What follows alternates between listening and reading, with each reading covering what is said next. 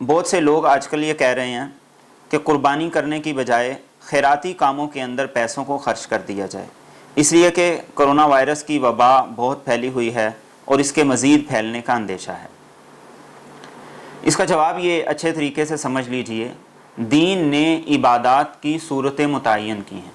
اور وہ عبادت تبھی پوری ہوگی جب ہم اس صورت کے مطابق اس عبادت کو کریں گے۔ اگر ہم عبادات کی ان صورتوں کو ختم کر دیں تو پھر ایسے ہر عبادت کو ختم کر دیا جائے گا۔ مثال کے طور پر کوئی شخص یہ کہہ سکتا ہے کہ نماز کا مقصد ہے انسان بے حیائی سے بچے اور برائی سے بچے، تو جو آدمی بے حیائی میں مبتلا نہیں ہے، برائی میں مبتلا نہیں ہے، تو وہ نماز ہی نہ پڑھے۔ دین کی جتنی عبادات ہیں، جو صورتیں اس نے متعین کی ہیں، جب تک ہم ان صورتوں پر عمل نہیں کریں گے تب تک وہ عبادت پوری نہیں ہوگی۔ اسی طریقے سے قربانی ہے کہ جب تک ہم قربانی نہیں کریں گے اس وقت تک